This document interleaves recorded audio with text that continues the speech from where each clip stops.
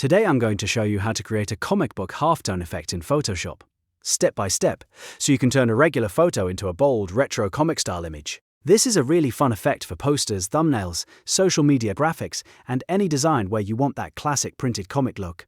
And the best part is, once you learn the process, you can adjust it for different images and get totally different results. If you find this tutorial helpful, make sure to hit like and subscribe for more Photoshop tips and creative editing guides. Let's jump in. First, open your image in Photoshop.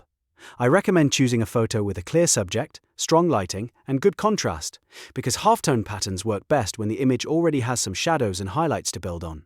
Once your image is open, go to the Layers panel, right-click your main image layer, and choose Convert to Smart Object.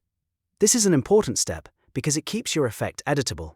If you decide later that the halftone dots are too big, too small, or need adjusting, the Smart Object will give you more flexibility without destroying the original image. Now that your image is set up, the next step is to increase the contrast. Halftone effects look much better when the shadows are deeper and the highlights are brighter because the dots need strong value changes to really stand out. You can go to Image, then Adjustments, and choose Shadows and Highlights. From there, make small adjustments to balance the tones and bring out more separation in the image. If you want an even quicker method, you can also add a brightness and contrast adjustment layer above your photo and slowly increase the contrast until the image starts to feel punchier and more graphic. Don't overdo it though. You want the subject to stay recognizable while still giving the halftone filter enough visual range to work with. Once your image has the right amount of contrast, it's time for the effect that creates the comic look. Go to the top menu and select Filter, then Pixelate, then Color Halftone. This is the filter that transforms your photo into a retro print-style halftone pattern.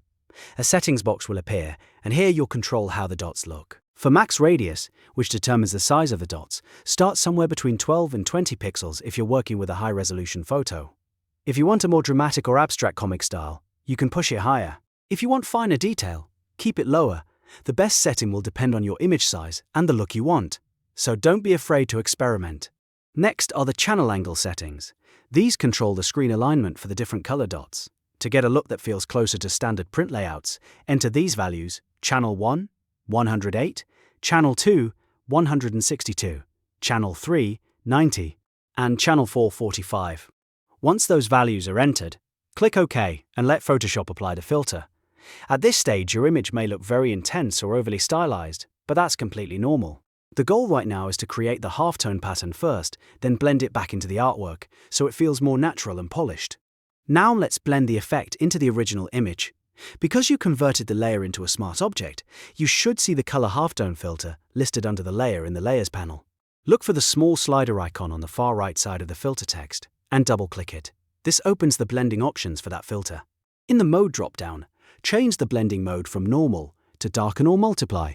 These blending modes help the dots merge into the image instead of sitting harshly on top of it. Then lower the opacity a little, around 80%, so the original photo details still show through underneath. Click OK when you're happy with how it looks. This is the point where the image really starts to feel like a comic book panel. If you want to take the effect one step further, there's an optional final touch that adds a more authentic vintage print feel. Real comic books were often printed on cheap paper with imperfect ink, so a little texture can make your result feel more believable. To do this, create a brand new layer at the very top of your stack using Ctrl+Shift+N on Windows or Command+Shift+N on Mac. Then go to Edit, choose Fill, set the contents to 50% grey and click OK. After that, change the layer's blending mode to Overlay.